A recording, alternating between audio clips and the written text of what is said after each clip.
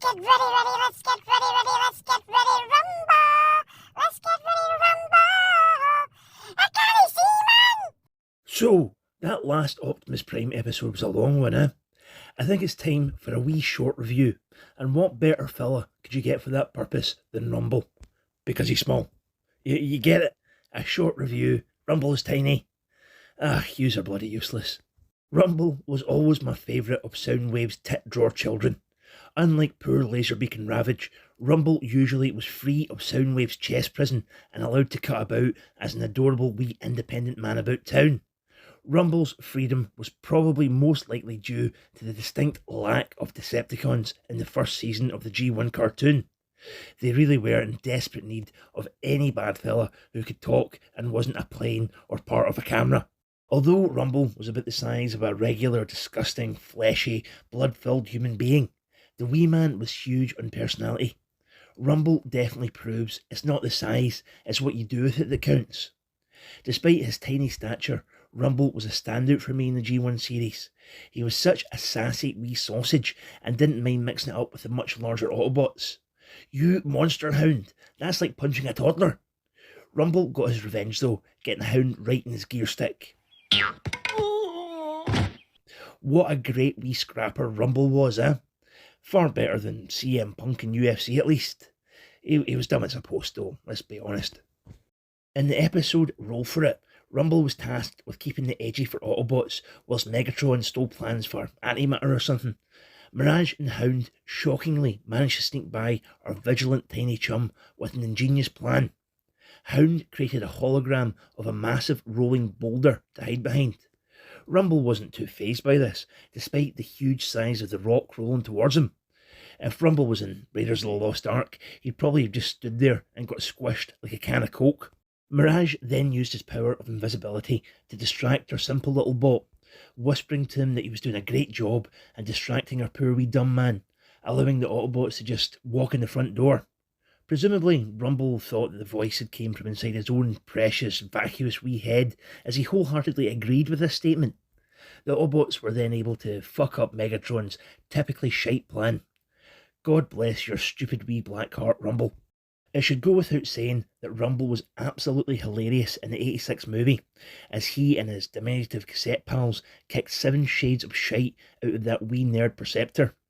He also displayed some fierce loyalty to his big blue papa when the Decepticons were fighting over who would replace Megatron in the back of Astrotrain.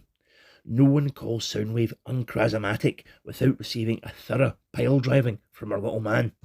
Anyway, here we have Studio Series 86 Rumble. Look how tiny he is. He scales so well with his daddy, Netflix Soundwave. Despite being so tiny, our wee rascal is packed with detail and is spot on to his depiction in the cartoon. Look at his wee face. It's smaller than the nail on your little toe, but it still looks smashing with his ruby red visor and angry, chubby-cheeked silver face.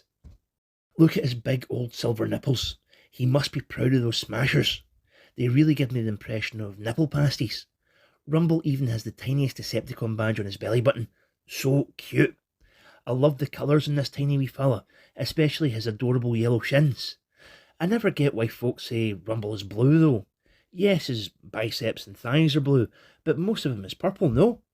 Even the box points out that he's blue. I've tried disagreeing with it, but it's hard to win an argument with cardboard. Oh, don't even start with that whole, this is actually Frenzy's colour scheme and Rumble is meant to be red, pish either.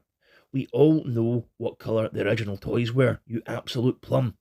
I bet you think the whole G1 series should be recoloured because your precious toy colours don't match the show. The cartoon continuity has precedence.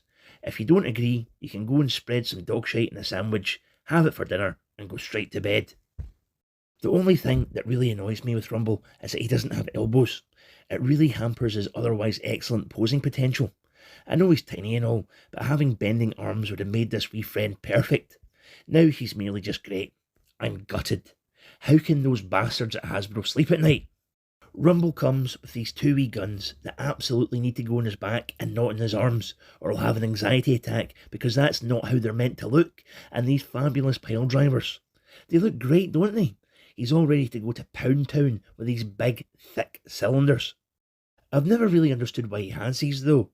Where are they meant to come from? A pocket space dimension like where Prime's trailer goes? Is it mass shifting? If Rumble is so small, how do these things have the power to split open the Earth? Let's be honest, it's just because they're cool, isn't it? Someone in the 80s just had a wee bit too much cocaine at a pitch meeting. Oh, fair play to them, they are pretty sweet. Rumble's transformation is super simple and can be worked out without instructions by the more intelligent dog breeds. After you're done, you're left with this wee tape. Great, eh? You can put him in his papa's tit drawer and close it up so he's all nice and tucked in. You can also,